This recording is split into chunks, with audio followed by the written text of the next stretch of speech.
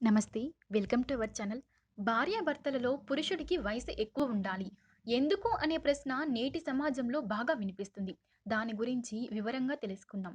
అన్ని మతాల కన్నా లక్షలాది చరిత్ర ఉన్న హిందూ మతంలో మానవ జీవితాన్ని చాలా క్షుణ్ణంగా అధ్యయనం చేసిన మన సనాతన ఋషులు మనుషుల భద్రత కోసం కొన్ని నియమ నిబంధనలు విధించారు.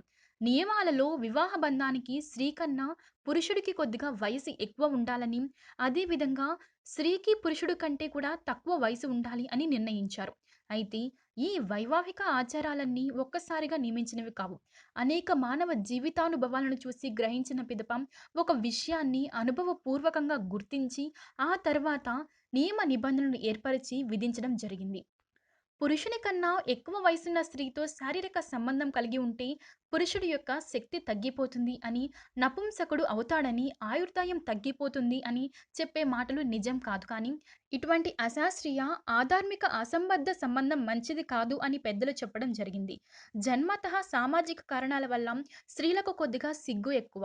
వివాహానంతరం భార్యాభర్తల మధ్య జరిగే శృంగార కలాపాలు ఎక్కువ చొరవ తీసుకోవాల్సింది పురుషుడే. భార్యను లాలించి, ప్రేమతో బుజ్జగించి సొంతం చేసుకోవాల్సిన బాధ్యత కూడా పురుషునిది. ఈ దృష్టితో చూసినా కూడా పురుషునికి స్త్రీ కంటే ఎక్కువ వయసు ఉండవలసినది. పుట్టుకతో పురుషుడు స్త్రీ కంటే బలవంతుడు. ఇది ఒక్క మనుషులలో మాత్రమే కాదు, పశువులలోనూ, పక్షులలోనూ, జంతువులలోనూ పురుష శక్తిని మనం గమనించవచ్చు. ఎద్దులకు ఉన్నంత శారీరక బలం ఆవులకు ఉండదు. కోడి పుంజులకు ఉన్నంత దేహ బలం కోడి పెట్టకి ఉండదు. పొట్టేలుకు ఉన్నంత దేహ ప్రతిమ గొర్రెలకు ఉండదు. దున్నపోతులకి ఉన్న శక్తి గేదెలకి ఉండదు. ఈ సృష్టి సమాజంలో స్త్రీ పురుషులలో సంభోగానికి ముందుగా ఆహ్వానించవలసిన వాడు మగవాడు. మనం గమనించగలిగితే అన్ని ప్రాణులలోనూ ఇదే పద్ధతి ఉంటుంది అని గుర్తించగలుగుతాం. శృంగార కార్యకలాపాలను, రతిశాస్త్రం మెలకువలను పురుషుడు గమనించినంతగా స్త్రీ గమనించదు. శృంగార కేలిలో కూడా పురుషునిది ప్రధాన పాత్ర ఉంటుంది. స్త్రీది నిమిత్త మాత్రంగా ఉంటుంది. ఇన్ని కారణాల చేత పురుషునికి పెద్ద వయసు ఉండాలి. సాంప్రదాయిక బాధ్యతలలో కష్టించి పోషించాల్సిన బాధ్యత మగవాడిది. ఆర్థిక స్థితిగతులు అన్నీ పురుషులే చూసుకోవాలి. ఇక కుటుంబ బాధ్యతను సక్రమంగా చూసుకోవడం, సంతానాన్ని రక్షించడం, భర్త తీసుకువచ్చినటువంటి జీతాన్ని గుప్తంగా వినియోగించడం, ఇలా చేయడం మాత్రమే స్త్రీ యొక్క కర్తవ్యం.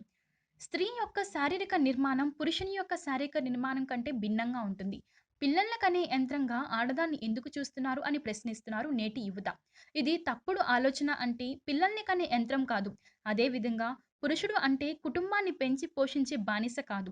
కానీ ఈనాటి యువతరం ఎందుకు ఇలా ఆలోచిస్తున్నది? ఎందుకంటే ఈ రోజుల్లో బంధాలను పెద్దవిగా చూస్తున్నారు. పాశ్చాత్య నాగరికతను, సాంప్రదాయాన్ని తమకు తామే వర్తింప చేసుకుంటున్నారు.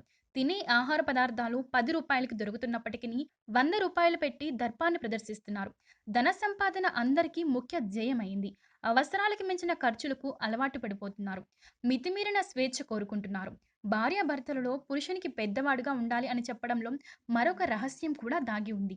కుటుంబ అభివృద్ధి కోసం అనేక రకాలుగా శ్రమించి పురుషుడు తొందరగా బలహీనుడు అయితే అనేక సమస్యలకు దారితీస్తాయి. అలాంటి సమయంలో పురుషుడికి సేద తీర్చి, ఆదరించి, అక్కున చేర్చుకొని భార్య అవసరం ఎంతైనా ఉంది. ఇద్దరూ సమాన వయసు వారైతే ఒకేసారి ఇద్దరు వార్ధక్యాన్ని అనుభవించవలసి ఉంటుంది.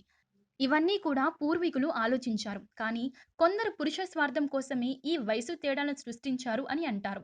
కానీ ఎన్నో పద్ధతులను లోతుగా ఆలోచించి స్త్రీ కంటే మగవాడు వయసులో పెద్దవాడే ఉండాలి అనే ధర్మాన్ని మన శాస్త్రం సూచించింది. ఈ వీడియోపై మీ అభిప్రాయాన్ని తెలియజేయండి. ఈ వీడియో గనుక మీకు నచ్చినట్లయితే లైక్ చేయండి, షేర్ చేయండి. ఇలాంటి మరిన్ని వీడియోస్ కోసం మా ఛానల్ సబ్స్క్రైబ్ చేయండి.